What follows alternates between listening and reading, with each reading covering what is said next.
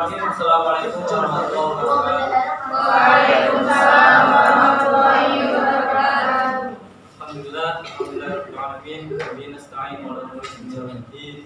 Wassalatu wassalamu ala asyrofil anbiya'i wal mursalin. Sayyidina wa maulana Muhammadin wa ala alihi wa sahbihi ajma'in. Kepada yang terhormat Bapak Muhammad Zainuddin MPDI selaku dosen mata kuliah hadis, kepada teman-teman semua yang insyaallah dimuliakan Allah Subhanahu wa taala.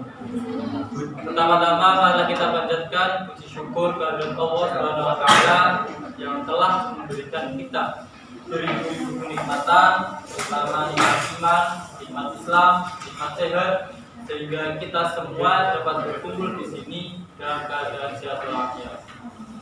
Kedua kalinya, salawat serta salam semoga selalu tercurahkan kepada junjungan kita baginda Nabi Muhammad SAW. Semoga kita semua termasuk golongan umat yang mendapatkan syafaatnya kelak yaumul qiyamah. Amin. Kami di sini dari kelompok 8. Sebelumnya perkenalkan, nama saya Dimas Geskon Abu Masduri dan rekan saya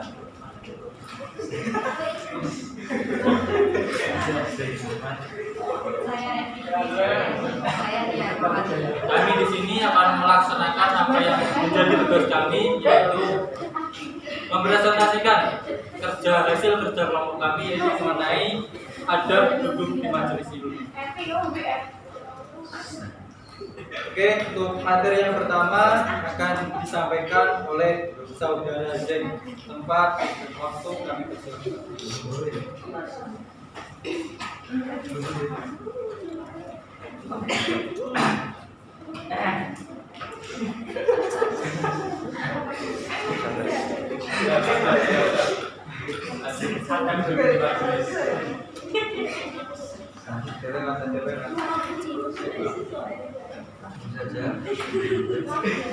Pengertian dari takdim adab berasal dari kata takdim. Secara etimologi merupakan masdar dari kata kerja adaba, yang berarti mendidik, melatih berdisiplin dan juga memperbaiki. Sementara itu kata adab juga sering dipakai dalam hadis untuk menunjuk kata pendidikan. Hal itu sebagaimana sabda Nabi berikut ini, artinya Tuhan itu telah mendidikku dan telah membuat pendidikan itu sebaik-baiknya. Menurut hal atas, istilah tadi adalah istilah yang paling tepat digunakan untuk menggambarkan pengertian pendidikan, karena pada dasarnya pendidikan Islam bertujuan untuk melahirkan manusia yang beradab. Istilah adab juga merupakan salah satu istilah yang identik dengan pendidikan akhlak. Bahkan Ibnu Qayyim berpendapat bahwa adab adalah inti dari akhlak, karena di dalamnya mencakup semua kebaikan. Lebih dari itu, konsep adab ini pada akhirnya berperan sebagai pembeda antara pendidikan karakter dengan pendidikan akhlak.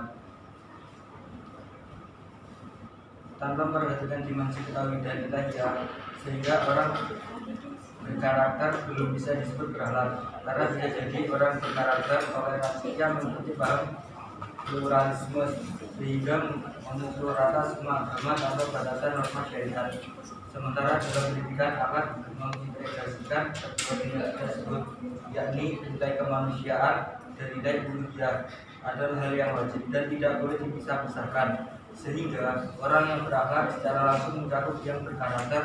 Dengan demikian, pendidikan akhlak atau adab adalah lebih syumul mencakup daripada pendidikan berkarakter. Selanjutnya, majelis taklim. Majelis taklim adalah sebuah sebutan untuk lembaga pendidikan non formal yang memiliki kurikulum sendiri, diselenggarakan secara teratur dan berkala. Muhammad Rasyid mengajikan taklim dengan proses transmisi berbagai ilmu pengetahuan pada jiwa individu tanpa adanya batasan dan ketentuan tertentu. Majelis taklim adalah wadah membentuk jiwa dan kepribadian yang agamis dan berfungsi sebagai stabilisator dalam seluruh gerak aktivitas kehidupan umat Islam Indonesia. Jadi, ada duduk di majelis ilmu adalah etika atau tingkah laku yang harus dilakukan ketika ada di majelis ilmu yang sesuai dengan dalil dan sunnah Rasulullah SAW. Selanjutnya dalil-dalil.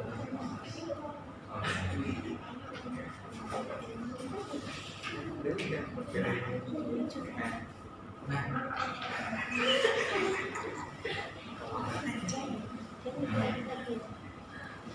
dalil-dalil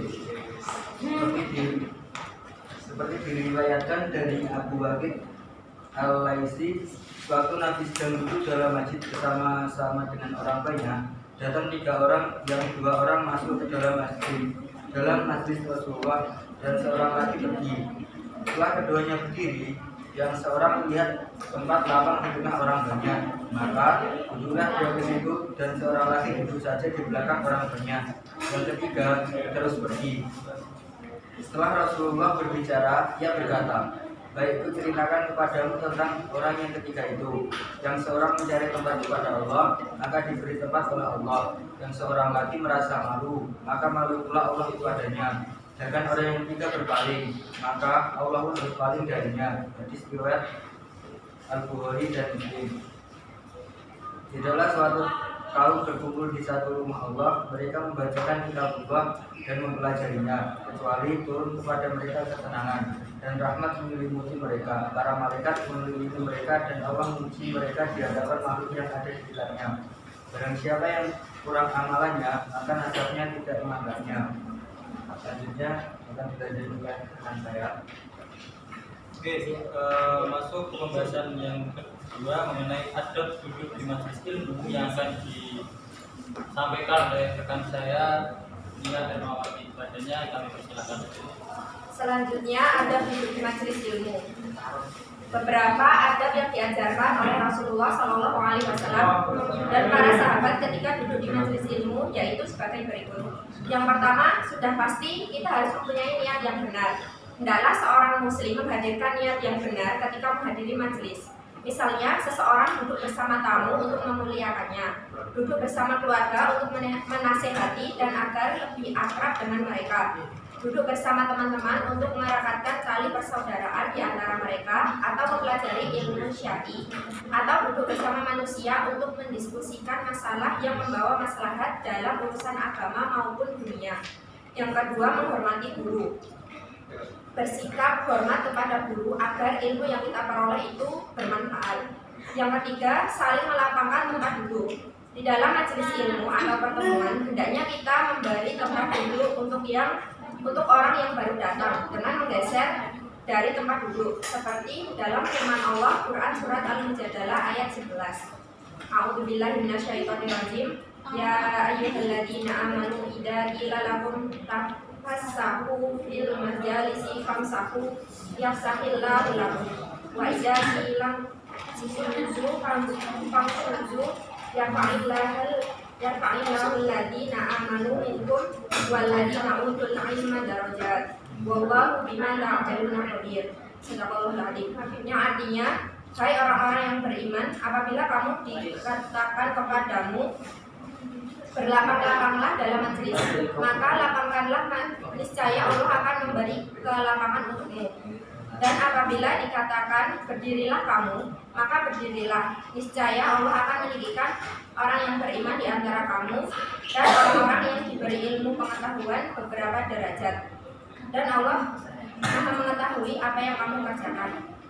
Yang keempat, mengucapkan salam ketika memasuki dan meninggalkan majelis. Dari hadis yang diriwayatkan oleh Abi Waqid di atas, dalam riwayat lain seperti An-Nasa'i, At-Tirmidzi, dan mayoritas perawi Muwatta menambahkan mata hadis, ketika keduanya hendak duduk, keduanya memberi salam. Hal ini dapat diambil pelajaran bahwa orang yang hendak memasuki suatu majelis hendaknya memulai dengan salam, dan orang yang berdiri hendaknya memberi salam kepada orang yang duduk. Islam menganjurkan kepada kita agar bertegur sapa dengan ucapan salam baik bertemu maupun akan berpisah. Apabila seseorang sedang duduk bersama dalam suatu perkumpulan atau majelis, kemudian ia hendaknya meninggalkan mereka, maka hendaknya ia mengucapkan salam kepada mereka. Yang kelima, memberi tempat duduk yang kosong, mencari tempat duduk yang kosong. Seseorang yang lebih dulu datang pada suatu tempat, maka ia lebih berhak atas tempat itu. Dari hadis yang diriwayatkan oleh Abi Waqid juga menjelaskan kesunahan beretika di majelis ilmu, dan keutamaan mengisi tempat-tempat yang kosong dalam suatu halaqah. Diperbolehkan bagi seseorang melangkahi untuk mengisi tempat yang kosong apabila tidak menyakiti. Apabila dikhawatirkan menyakiti, maka disunahkan untuk duduk di barisan terakhir. Dan hendaknya mencari tempat duduk yang belum terisi dan jangan sekali-kali menyingkirkan orang lain dari tempat duduknya agar suasana tetap tenang dan orang lain pun tidak tersinggung. Yang keenam, tidak menduduki tempat duduk yang baru saja ditinggalkan orang. Tidak boleh menduduki tempat duduk yang baru saja ditinggalkan oleh seseorang karena ia masih berhak di tempat tersebut sampai ia kembali. Yang ketujuh, berdoa sebelum meninggalkan majelis. Seperti dalam hadis yang diriwayatkan oleh Abi Barzah radhiyallahu anhu, yang artinya dia berkata, Rasulullah Shallallahu Alaihi Wasallam jika bangun dari suatu majelis hendaknya membaca Subhanakallahumma wa bihamdika asyhadu an la ilaha illa anta astaghfiruka wa atubu ilaik. Yang artinya, Maha suci Allah, Engkau ya Allah dan segala puji bagimu. Saya bersaksi bahwa tiada Tuhan selain Engkau dan saya minta ampun dan bertaubat kepadamu. Maka ada seorang yang berkata, wahai Rasulullah Shallallahu Alaihi Wasallam, engkau telah membaca bacaan yang dahulu tidak biasa engkau baca. Nabi Muhammad Shallallahu Alaihi Wasallam menjawab, itu sebagai penebus dosa yang terjadi pada majelis itu. Doa tersebut disebut juga dengan doa kafaratul majelis, yaitu doa menghapus dosa dan disunahkan untuk membaca ketika hendak meninggalkan majelis. Yang kedelapan, tidak banyak tertawa. Majelis ilmu merupakan tempat kita mencari ilmu dan sudah seharusnya kita tidak banyak berbicara apalagi tertawa. Bahkan Rasul sendiri pernah memperingatkan bahwa tertawa yang berlebihan dapat menyebabkan mati hati.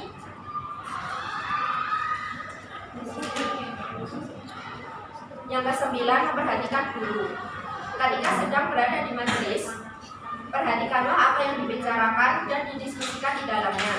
Selain menghargai pemberi ilmu, hal ini juga akan menguatkan ingatan kita tentang ilmu yang disampaikan.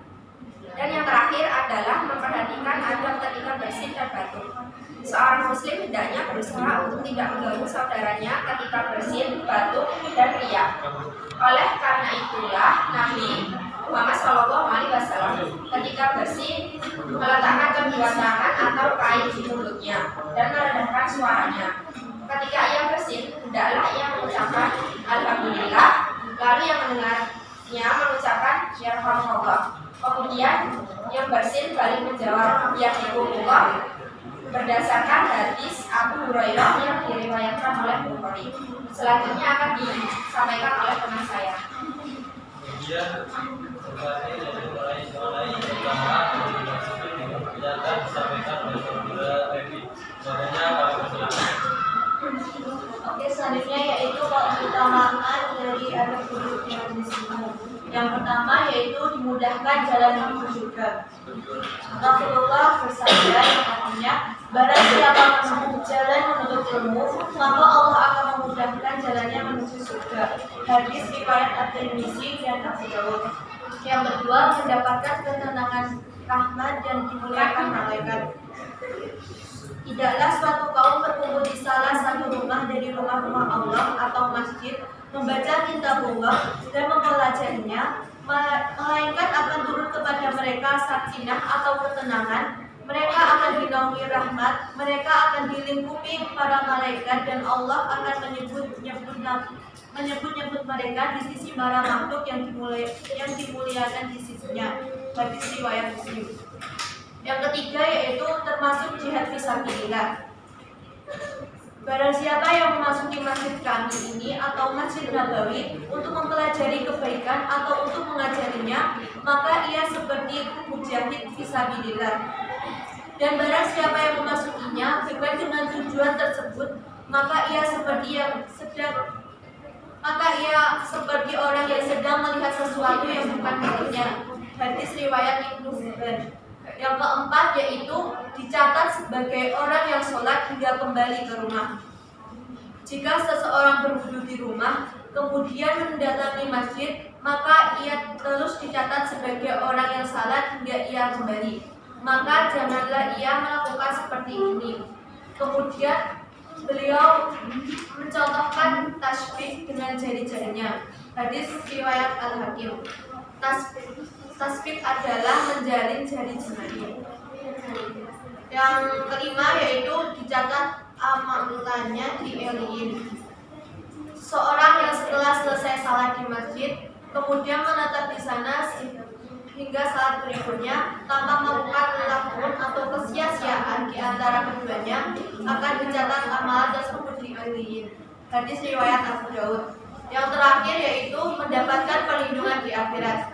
Ini menjadi keutamaan majelis ilmu lainnya. Rasulullah SAW bersabda, sesuatu di antara 7 golongan di akhirat kelak yang mendapatkan perlindungan Allah yaitu istama'a alaihi wa tafarraqu alaihi, berkumpul karena Allah dan berpisah karena Allah. Hadis riwayat Bukhari Muslim.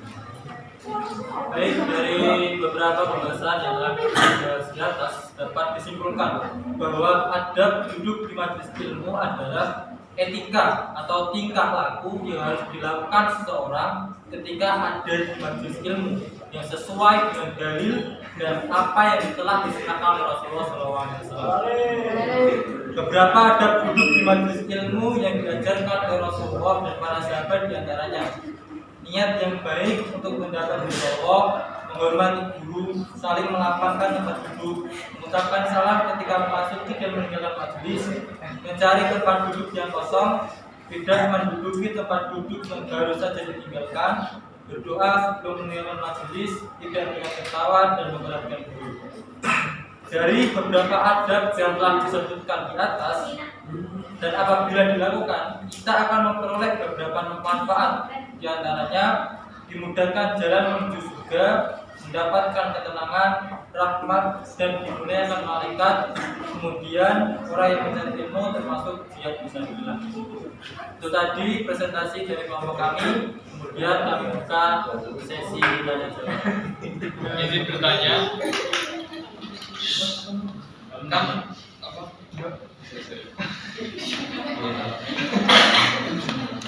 Ilmu dan adab didahulukan adab itu, sedangkan adab sendiri adalah ilmu.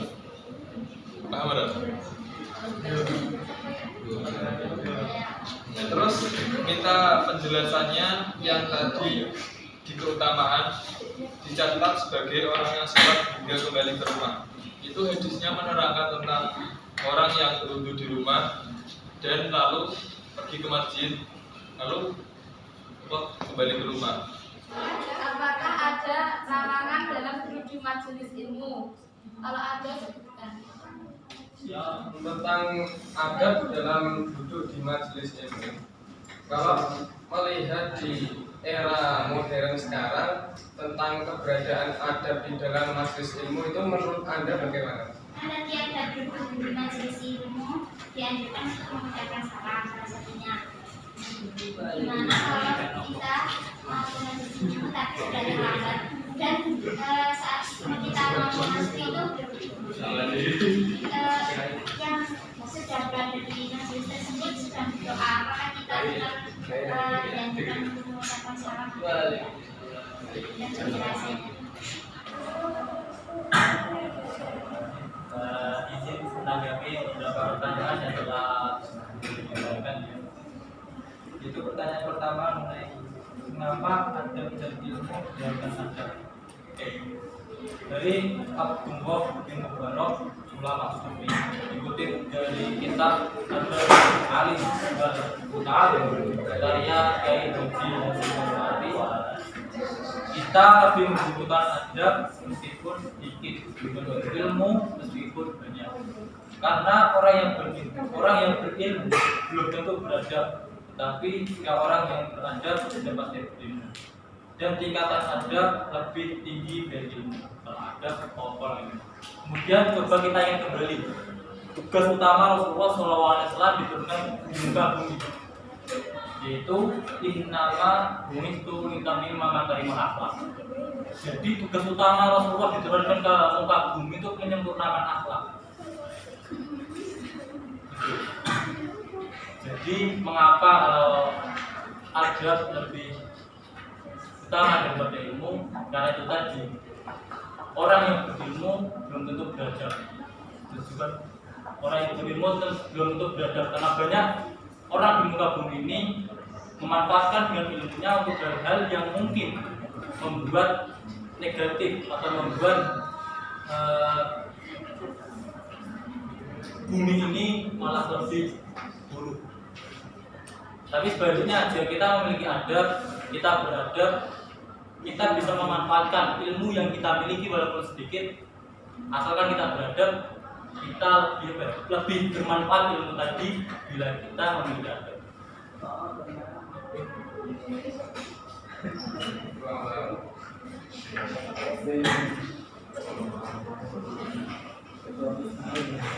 Menanggapi pertanyaan dari Mas Yahya yang kedua, yaitu penjelasan tentang keutamaan dicatat sebagai orang yang telah sampai kembali ke rumah.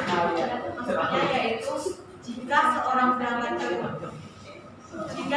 berangkat ke masjid berniat untuk sholat, kemudian setelah sholat ada pengajian atau majelis ilmu, maka selama ia berada di majelis ilmu dan selama ada di dalam masjid, ia terus dicatat sebagai orang yang sedang sholat hingga kembali ke rumah. Dan gimana Mas Yan? Di apa? Awal bisa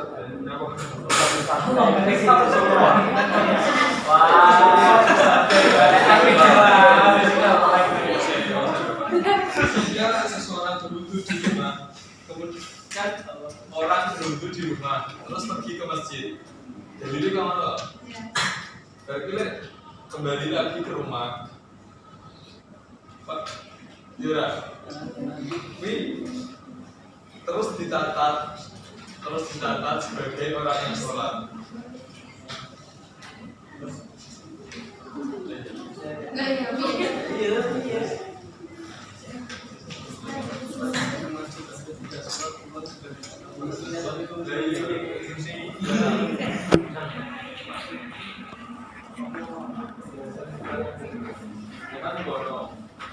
Sudah sampai di masjid, terus di masjidnya ada majelis atau pengajian, terus beliaunya itu mengikuti pengajian hingga selesai. Nah itu dicatat dari dicatat sebagai orang yang salah hingga kembali. Oke. Di sini kan dituliskan masjid kan. Mungkin yang cuma ngomong mungkin maksud darinya tadi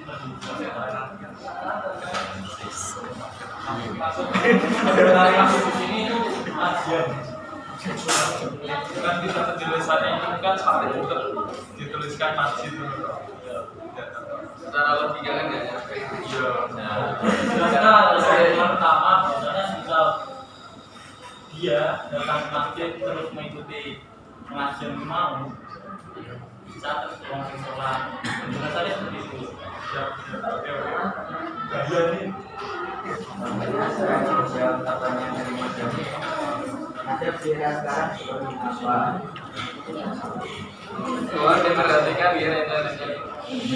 Adab sirah sekarang pertama ya, jadi sebelum datang berilmu ada lebih baiknya kita berniat dulu niat ingsun atau sebelum salah. Selanjutnya selalu berdoa. Dikarenakan usaha tanpa doa itu saya memiliki Gusti usaha tanpa doa.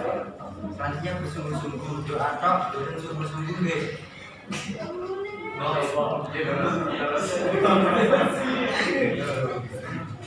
Terus selanjutnya jangan sombong. Dalam ilmu mau tahu sombong marahi Allah. Marahi sempurna. Selanjutnya menghormati siapa yang memberi ilmu.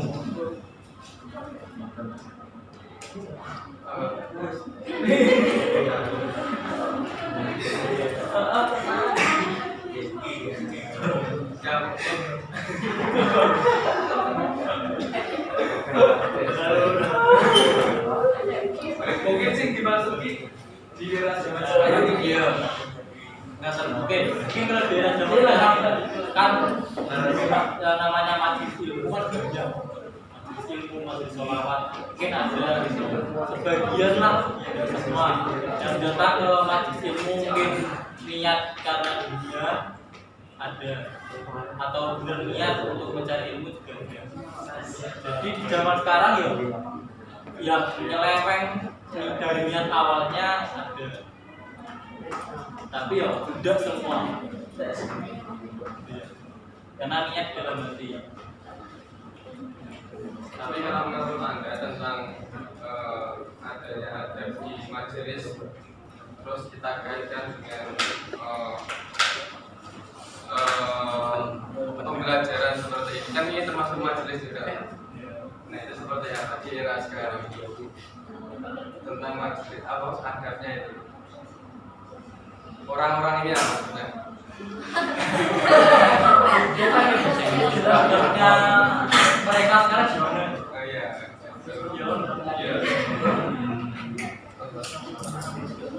Menurut kita ada kelompok saiki yang bermajelis ini dia. Iya. Analisis Anda mengenai adab di majelis ilmu yang ada di perkuliahan seperti ini, coba gambarnya seperti apa?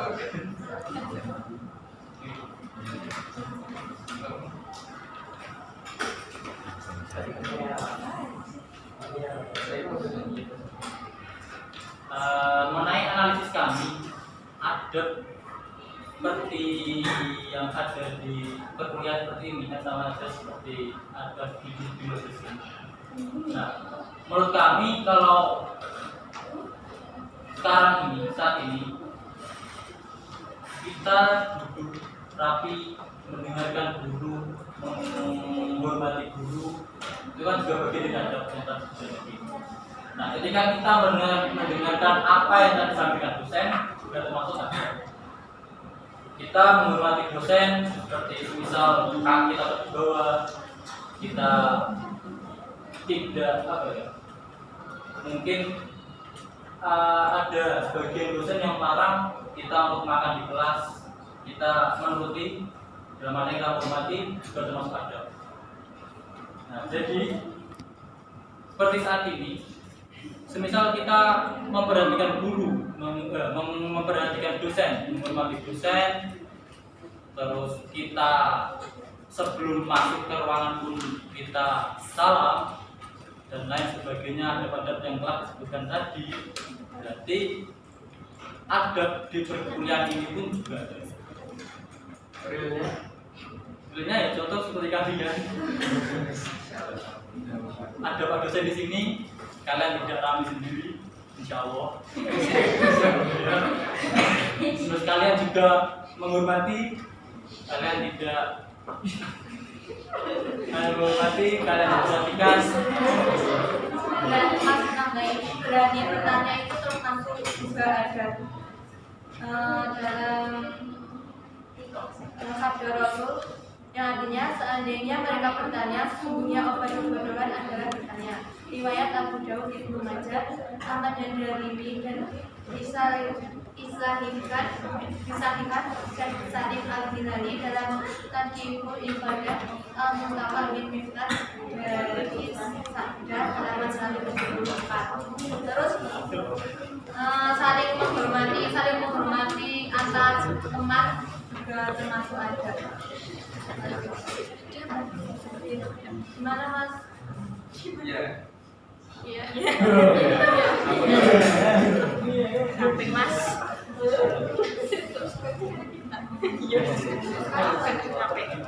Untuk pertanyaan selanjutnya dari Mbak Fajar, apakah ada larangan di dalam majelis ilmu?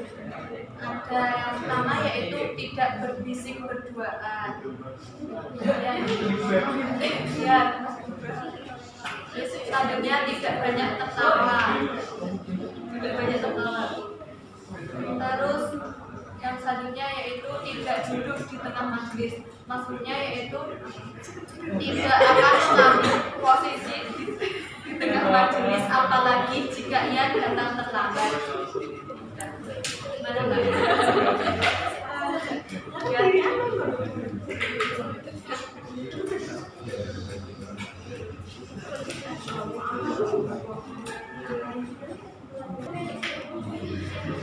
Selanjutnya saya akan menjawab pertanyaan dari Sylvia terkait mengucapkan salam ketika di majelis ilmu tetapi terlambat. Nah, itu tidak wajib mengucapkan salam karena ditakutkan akan mengganggu majelis ilmu yang sedang berlangsung. Oke, sebelum kamu tutup, ada yang mau bertanya lagi?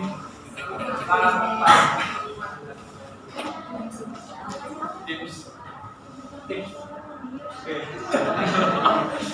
Tips meningkatkan adab di era modernisasi.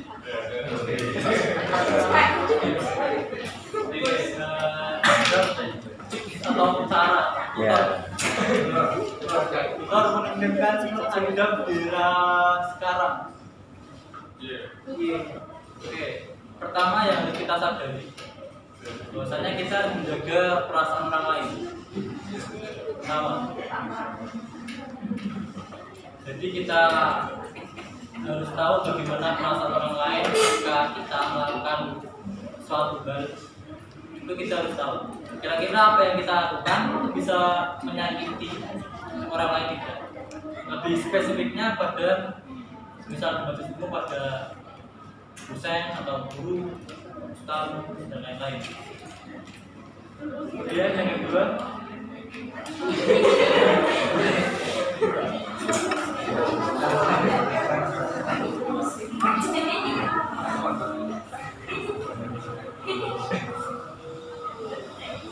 kemudian total lagi ya.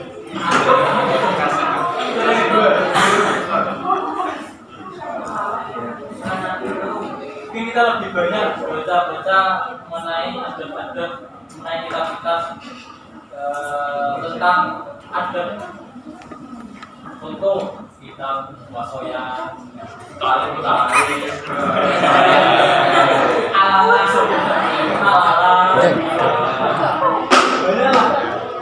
itu banyak sekali adab. Walaupun kita baca dari tidak ada tidak hanya adab guru kita semua, tapi banyak sekali adab-adab. Mungkin adab pada tetangga kita, adab pada guru kita, adab pada teman kita dan lain sebagainya. Jadi lebih banyak baca buku, baca kitab dan lain sebagainya. Oke, ketiga, setelah kita baca, tidak hanya kita sekedar membaca belajar, tapi juga diterapkan. Karena disebutkan bahwasanya buah dari ilmu adalah penerapan. Jadi ketika kita mempunyai, semisal kita punya pohon, kita ingin mendapatkan manfaat dari pohon itu. Jadi kalau pohon kan buahnya, kita bisa makan buahnya. Nah, kalau ilmu itu penerapan. Jadi terapkan ilmu yang telah kita pelajari. Mungkin kalau ada yang mau menambahkan mengenai tips atau total untuk meningkatkan adab di dalam saat ini.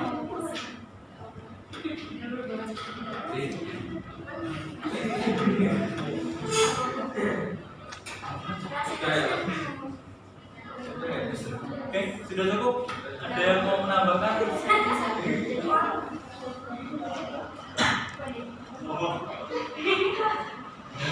Jadi kan kalau kelas nah kalau misalkan kita sedang berdoa terus kita datang biasanya tidak salah.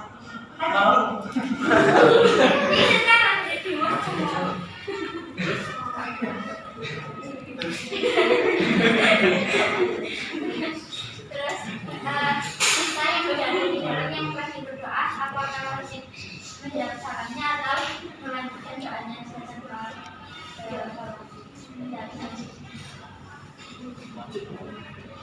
terus kan doanya jadi kan salam kan juga doa.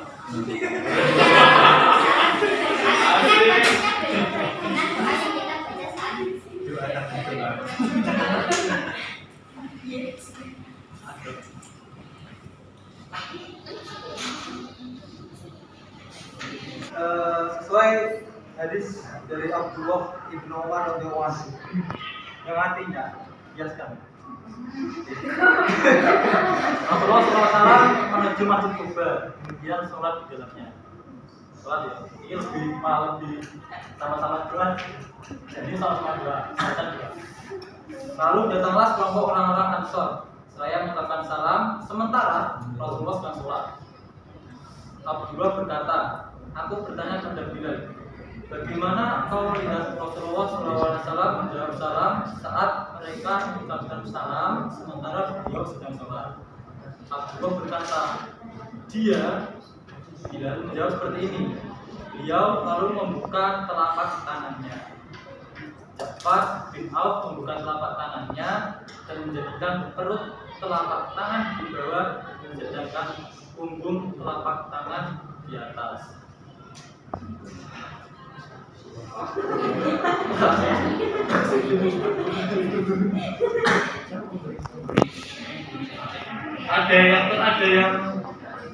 Ada beda yang menjelaskan.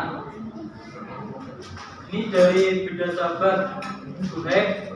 Yang dikatakan Suhaib adalah Nabi berisyarat dengan jarinya. Ada yang dengan telapak tangan, ada dengan jari. Lalu beda lagi, ada lagi. Adapun dalam hadis Ibnu Mas'ud radhiyallahu anhu, bahwa beliau Ibnu Mas'ud mengucapkan salam saat Rasulullah sedang sholat. Kemudian Rasulullah memberi isyarat dengan kepalanya. Jadi dengan tangan, dengan isyarat, dengan kepala.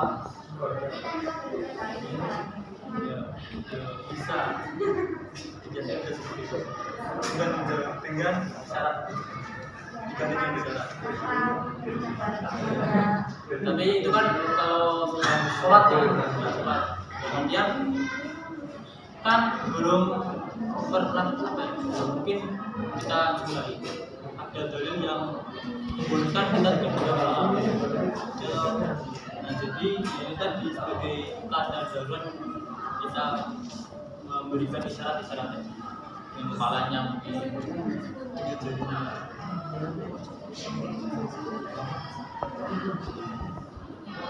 Apabila tidak mampu dengan tangan, maka bisa dengan jari. Jika tidak mampu, maka bisa diakhirkan setelah mereka sujud.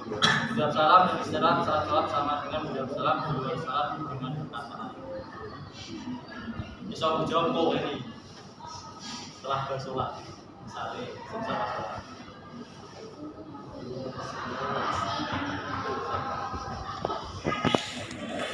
Ada lagi yang mau menambahkan?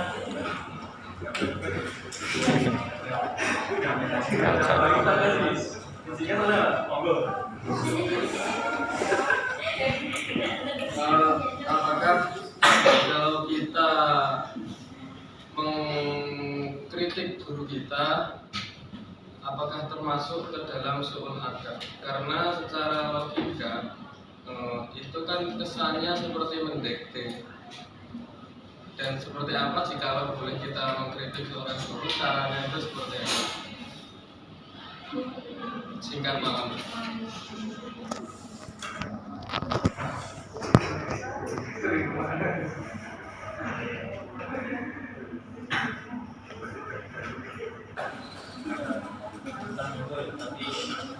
Bagaimana kita bisa mungkin kalau Islam yang kelas atau gimana bisa sampaikan yang bagaimana atau yang lainnya, monggo misalkan ada yang pendapatnya yang mungkin pendapat saya seperti ini bisa disampaikan begitu ya.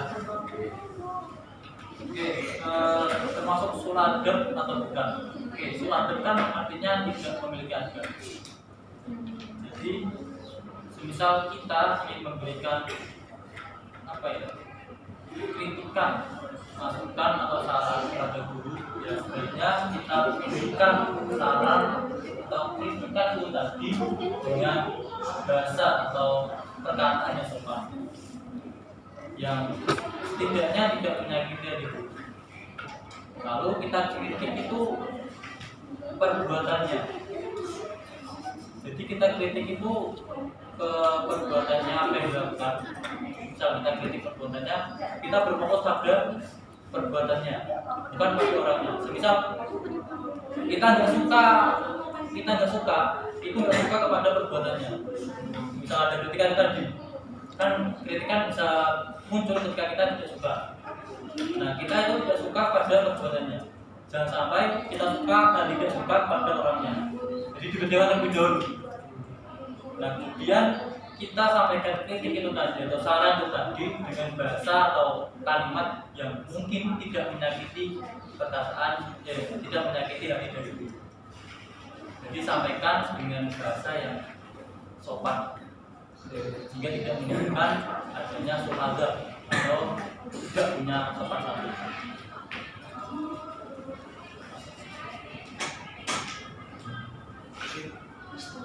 Tidak mau menambahkan mengenai tadi.